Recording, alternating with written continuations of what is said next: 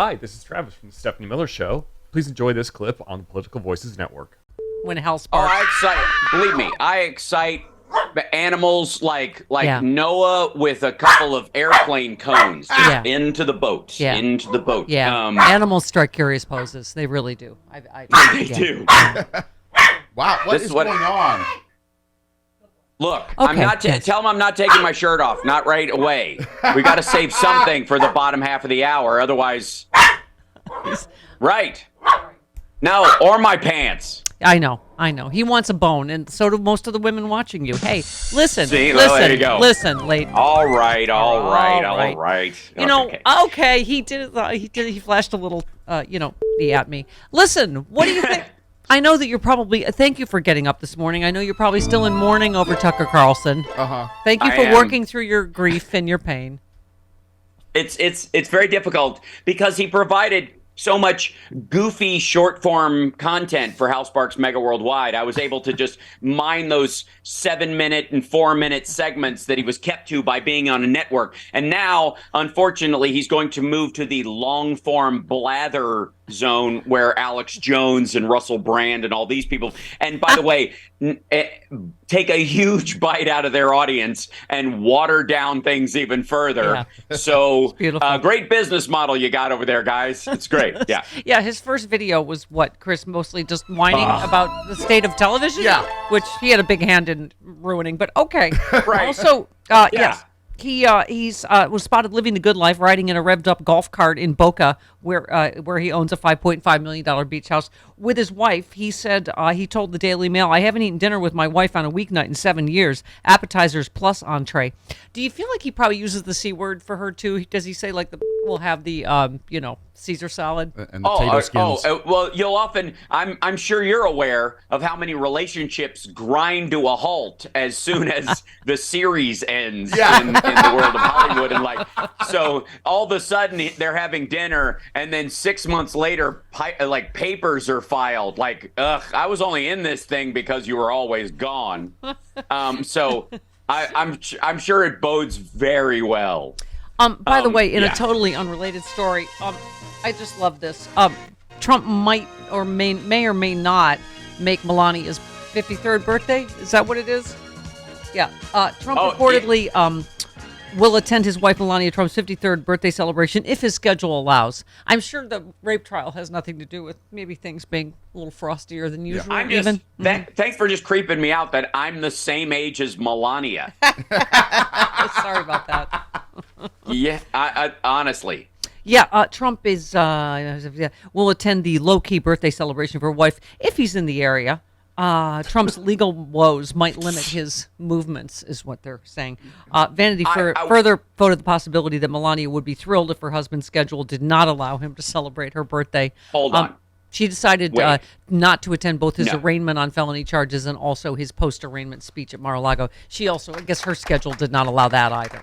Yeah, it's rough. I will say, in this time of division, shouldn't we build a bridge right now and recognize the underlying humanity of something? This is a rare moment where you and I and everyone listening has something in common with Donald Trump all of a sudden, something that we can build a bridge on, which is today is the day we found out that this is Melania's birthday. Yes. You know what I mean? We all share a moment together. See, that's what makes us all human. Yes. Is find the commonalities. And the commonality is I had no idea it was Melania's birthday until I heard it on the news, and neither did he. Right. See what I mean? We're all humans. Right. So we were talking earlier, Hal, about that we all just have become numb to that first president indicted for, the illegal hush money payment to a porn star is now on trial for rape this week, if you're keeping track. We haven't gotten to the overthrow of the United States government or the, espionage yet. But anyway, wait for that. But, yes. Yeah. No, I agree. I mean, I think this is interesting because it's the new norm just for Trump, though. This will still be weird if it ever happens to another president, because it'll be like, oh, it's happening to a real president this time, as opposed to that weird orange nudnik we had 10, 15 years ago or 35 years ago. Remember way back in the early 2000s when that weird guy was president for like 4 years and then ultimately went to jail after going on trial 4 times it was like he was collecting Happy Meal toys in terms of legal indictments, like collect all 5. Like he wanted to get a legal hit everywhere. We're going to talk about him in the same way we talk about presidents that died of septicemia 6 days after a duel. But but again, we're numb to it because it's Trump, and ultimately we don't care, and because he deserves it, and his followers. It's amusing to watch them kind of support him in the same way that it's amusing to watch them support Tucker, who his text messages show hates Trump, thinks he's an idiot, thinks he's totally incapable of logical thought and is grotesque, has a very Ayn Rand, this guy's a moron view of Donald Trump. He failed upwards into a government position. And we get to watch in bemusement. There will not be enough popcorn for 2023. Yeah. Which is why... Cue my sexy liberal music, which is why we're cranking up the sexy liberal train early. One show only in 2023. October 21st, Saban Theater here in Los Angeles. House Parks, John Fugelsang, Frangela, me. I mean, and who knows? Who knows? Cast of thousands. And who knows? It's a SexyLiberal.com. kind of a town. Yeah, SexyLiberal.com. Very exciting.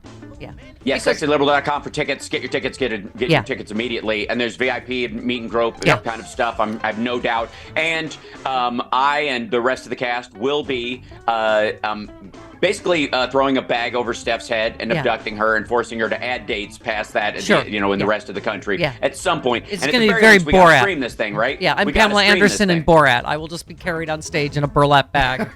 That's right. And by the way, I did not take up gambling and lose a bet. I care about democracy, and that's why we must get out the vote and get out the sexy liberal tour. That's right. Yes. And that's the story. We're sticking to it. Yeah. In the same way that Tucker and Fox parted ways amicably. File that in the same file.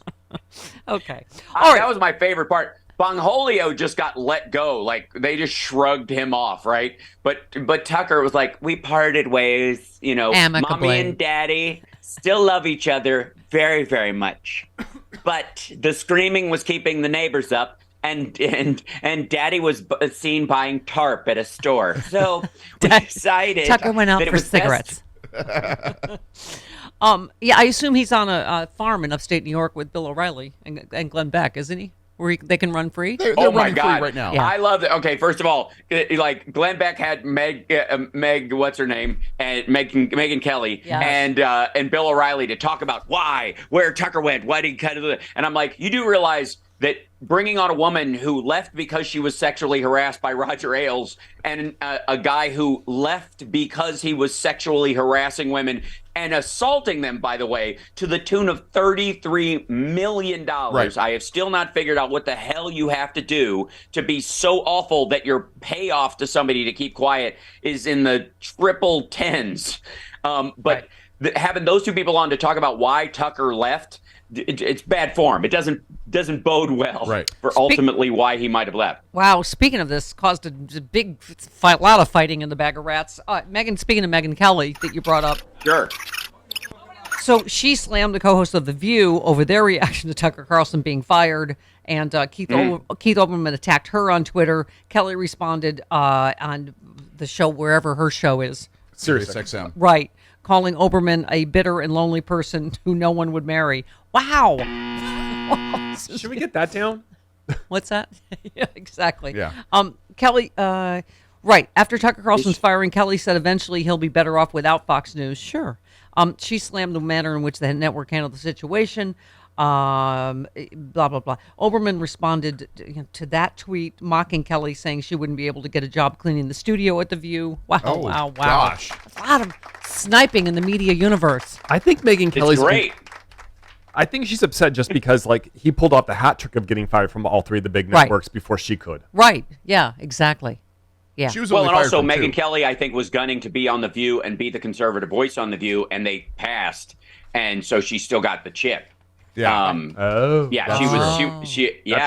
she's got, kind of female seniority. They keep bringing in like a younger conservative woman in there, and she was going to be like, she had a little bit of history and could have done it, and she left Fox for the right reasons in terms of The View and all this stuff. There was a tee up where she was going to be the conservative Yeah. corner on that show, and they passed because apparently she's so much fun to be around. She's podcasting alone in her house. Hey, wait a minute.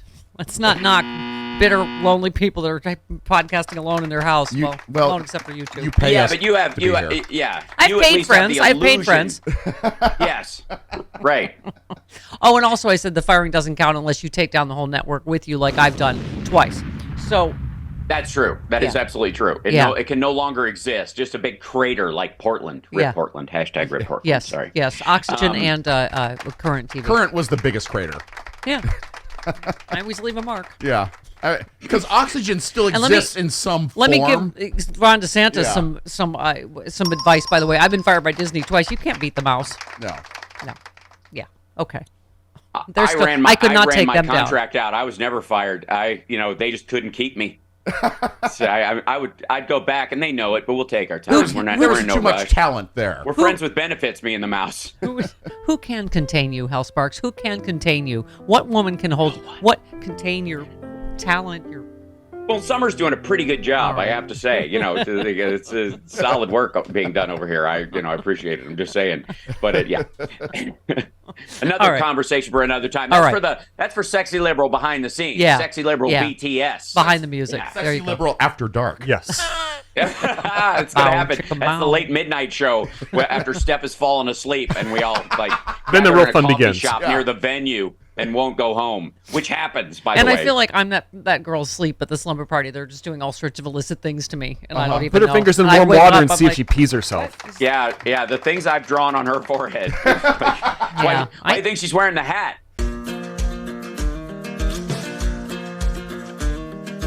Republicans say they won't cut Social Security, Medicare, or Medicaid. But can honest, hard-working middle-class Americans really believe what these politicians say? Republicans said they wouldn't overturn Roe v. Wade. Here's what Supreme Court Justices Gorsuch, Kavanaugh, and Coney Barrett said during their Senate confirmation hearings. Roe v. Wade is a precedent of the United States Supreme Court. A good judge will consider it as precedent of the United States Supreme Court. Roe v. Wade. It's settled as a precedent of the Supreme Court. Roe is not a super precedent, but that doesn't mean that Roe should be overruled. Well, we saw how that turned out. They played us for fools. Tell your elected officials to keep their hands off of our Social Security and healthcare benefits.